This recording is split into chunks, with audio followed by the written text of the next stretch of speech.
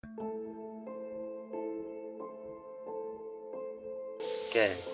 saya Denny Wahyu Jayadi. Kalau teman-teman biasa manggilnya Denny WJ. Kebetulan menjadi pegiat di sekolah warga Sekolah Motekar.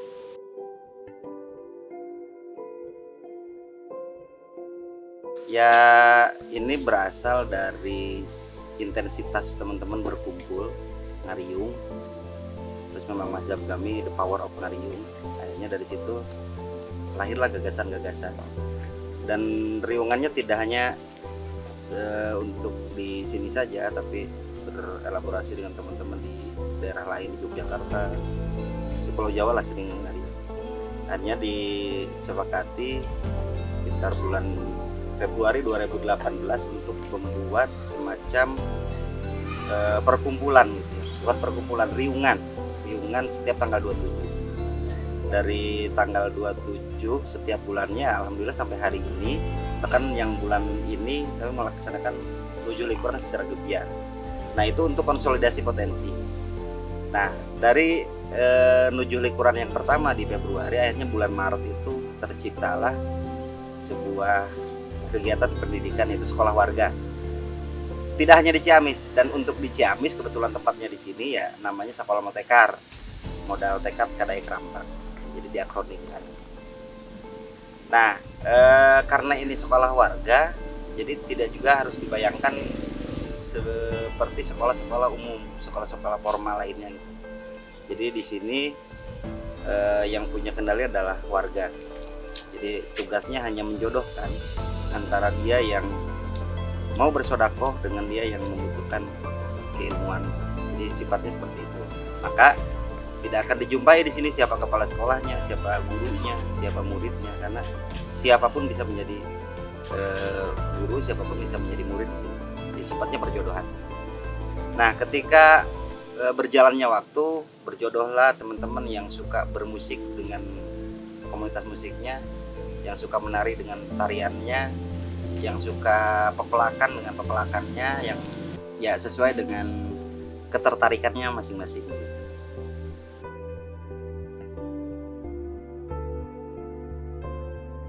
Ya kalau muatan awalnya ya dari melihat tradisi ini, melihat tradisi belajar bersamanya orang-orang dulu. Dan kalau melihat komunitas hari ini yang fungsi belajar bersamanya berjalan, yaitu seperti asuhannya, bukan asuhannya, ya Cak Nun misalnya, MH Ainun Najib. Bagaimana dalam forum-forumnya dia memperlakukan belajar bersama, jadi siapapun bisa menjadi narasumber, siapapun bisa berbicara, jadi saling belajar. Nah, istilah sekolah warga sebagaimana kita ketahui, meskipun di contoh ya, meskipun di setiap kampung itu tidak ada sarjana, tidak ada yang sekolah di jurusan teknik, tidak ada juga sekolah tekniknya, tapi secara bukti ada bangunan-bangunan, ada rumah-rumah berdiri, ada masjid berdiri, dan itu yang membangun adalah warga-warga. Artinya warga punya keahlian. Pertanyaannya, dari mana mereka dapat keahlian? Itu kan karena bisa jadi turun temurun, bisa jadi belajar ke tetangga melihat. Jadi secara hakikatnya manusia itu belajar satu sama lain. Nah, sedangkan pada hari ini ketika berbicara pendidikan, maknanya langsung ke sekolah. Dan ya bisa kita jumpai, bisa kita riset, bisa kita ajak bicara teman-teman yang hari ini sekolah. Ya mereka sedang kebingungan. Jadi apa yang sedang dicari di sekolah? Anak SMP misalnya dikasih 14 mata pelajaran, akhirnya tidak satupun yang menerap di dia, karena hanya kalau bahasa Sunda cupar kewajiban. Nah, kita ingin bukan mengembalikan, kita ingin ya belajar bersama untuk setiap anak bertemu dengan otentisitasnya masing-masing. Dia punya kecenderungan, kalau dia kecenderungannya ke musik, kita dorong terus untuk bermusik. Kalau dia punya kecenderungannya ke tari, kita dorong ke tari. Kalau dia kecenderungannya ke ya dunia otomotif misalnya, ya kita dorong untuk ketemu dengan dunianya sendiri.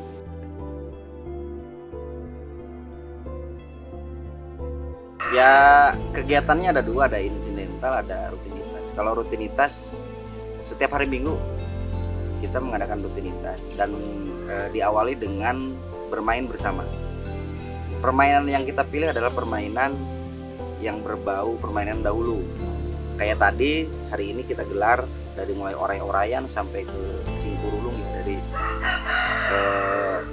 sendiri-sendiri, berdua-berdua, bertiga-bertiga, berempat sampai berlima sampai bertim gitu. Nah itu kita ajak bermain bersama. Ketika setelah bermain, karena tidak juga harus bermain terus, akhirnya teman-teman mengelompokkan diri, yang mau bermusik di sini, yang mau tari di sebelah sana, yang kebetulan ada yang sodakoh hari ini, Kang Burhan di fotografi dan videografi. Nah tadi buka kelas juga kita fotografi dan videografi. Nah jadi yang disebut rutin ya seperti itu.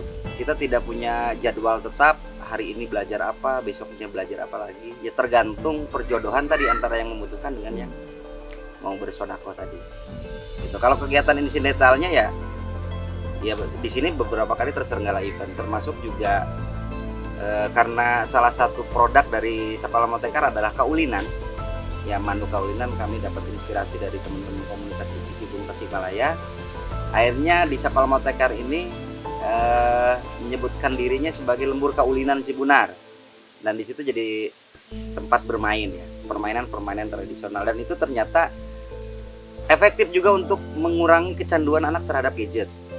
Nah, karena banyak yang mengetahui, melihat, walaupun belum dipromosikan, ada beberapa TK, beberapa PAUD, ada juga SD, bahkan ada instansi yang datang ke sini untuk dipandu kaulinan. Ya untuk ulin gitu ya. Nah, karena ngaguar nilai keulinan itu kan di dalamnya ada bagaimana hidup supaya tidak sendiri, yang kedua tidak autis, yang ketiga melatih kejujuran. Terus banyak nilai filosofis yang bisa diambil dari kegiatan kaulinan. Kegiatan insidental lainnya ya kayak kemarin menuju liburan kita sedikit disambungkan dengan Hari Pertanian. Nah akhirnya ada malam apresiasi, dan itu ada tampilan seni, ada diskusinya. Terus tahun kemarin kita ada gelar warga mandiri bergotong royong. Jadi bagaimana memancing masyarakat untuk bergotong royong. Akhirnya ada kegiatan-kegiatan yang di dalamnya ada isu kesehatannya, ada isu pemberdayaannya, ada kreativitas anaknya. Itu kegiatan kita. Kalau rutinitasnya itu saja. Betul. Ya.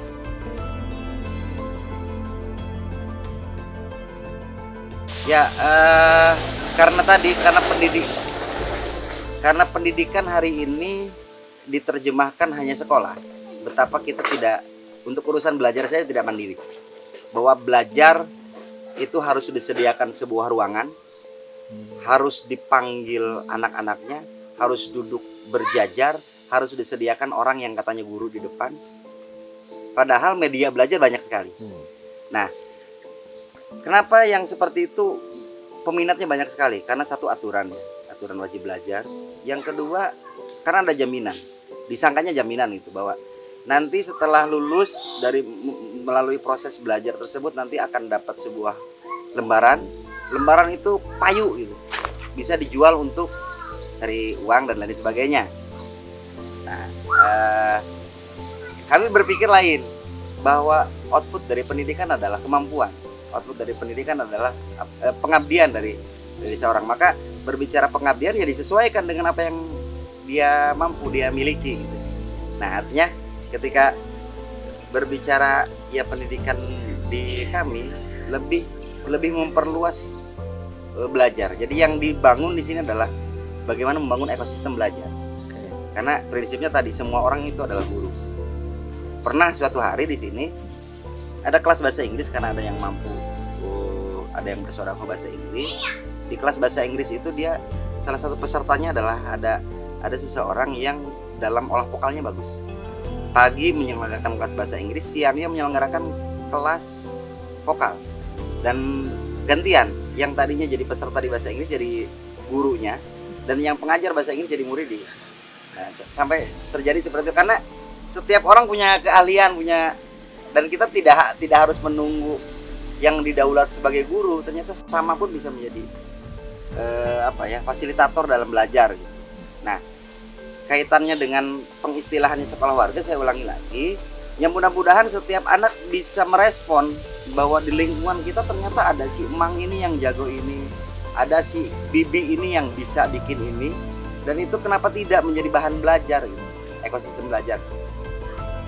Daripada yang katanya sekolah yang katanya datang ke bangunan itu datang hanya untuk mengisi absensi, hanya untuk ketakutan agar tidak dihukum, akhirnya dia masuk ke sebuah ruangan, nggak ada yang kurang ada yang masuk.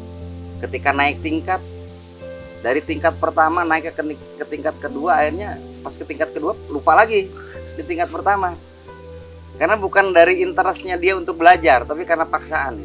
Kalau bahasa kami memonyetan itu namanya.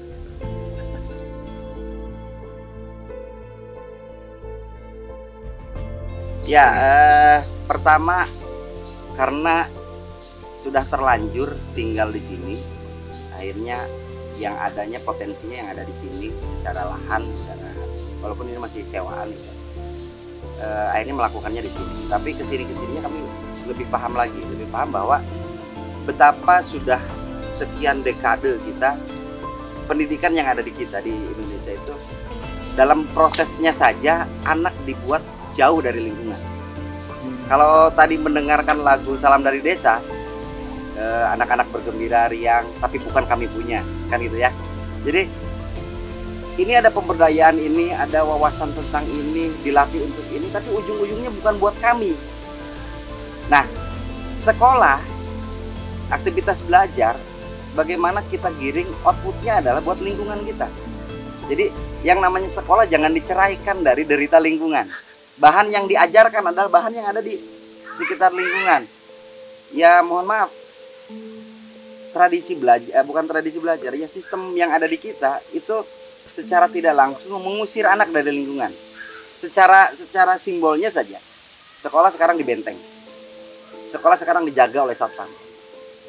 Bahkan untuk beribadah saja, yang di samping sekolahnya ada masjid, dia bikin masjid sendiri. Saking kalau dikasarkan, ente sekolah di sini dan jangan tahu masalah tetangga. Ente sekolah di sini jangan tahu masalah lingkungan. Dan pelajaran yang dipelajari akhirnya apa? Pelajaran yang tidak ada, ya tidak secara langsung berhubungan dengan lingkungannya. Justru kami hadir menjadi sekolah warga itu bagaimana bahwa sekolah warga, bahwa pendidikan itu harus berhubungan dengan permasalahan yang ada di lingkungan.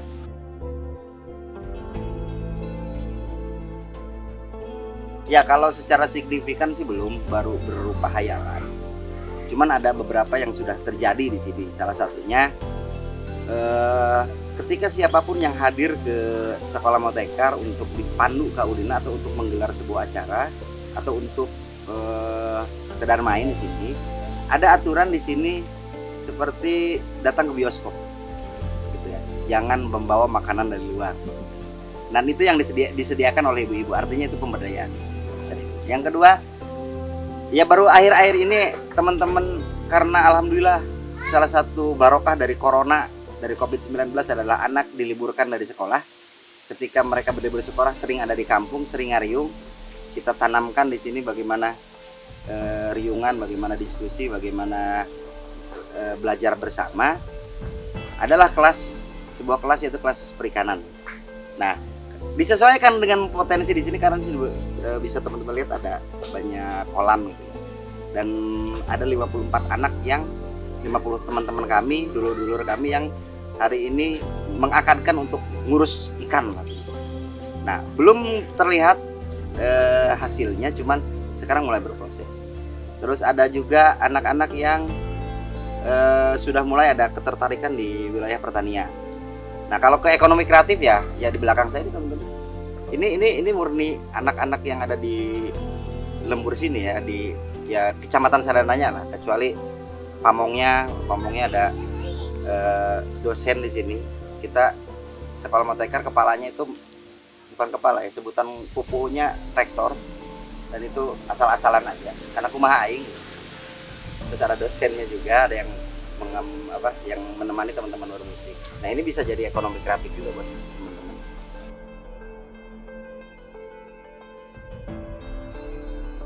Ya jangan terlalu banyak bercanda deh kalau bikin sesuatu gitu ya. Kalau menyebutkan ini sebagai ini ya dibedah lah. Kalau urusan pendidikan karena kaitannya dengan Sekolah Motekar, yang kita rujuk sebagai tokoh pendidikan nasional sampai hari lahirnya diperingati sebagai Hari Pendidikan Nasional kan Ki Hajar Dewantara. Nah, catatan sejarah Ki Hajar Dewantara ya tidak membuat sekolah, tapi dia membuat taman siswa.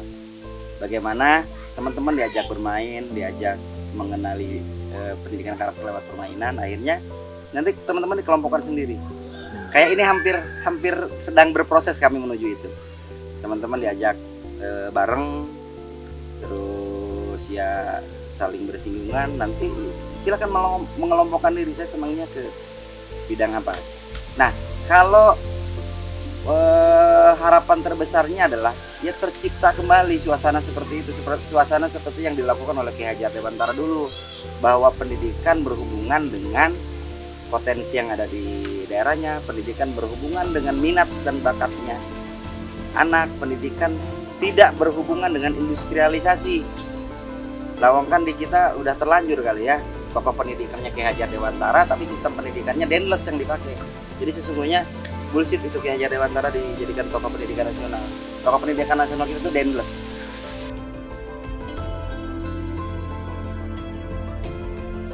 Bukan ke depan, malah sudah karena yang datang kemari tidak hanya dari Ciamis. Ya sekedar untuk studi banding misalnya, untuk belajar. Nah, kalau sekolah-sekolah ya udah banyak lah sekolah-sekolah yang datang kemari, dan ketika datang, karena tujuannya destinasi buat apa sih? Kita mempromosikan wisata, tujuannya kan orang supaya datang. Kenapa emang orang supaya datang? Karena orang datang itu bawa duit, bawa rezeki. Di sini sudah ada perputaran uang karena orang-orang pada datang.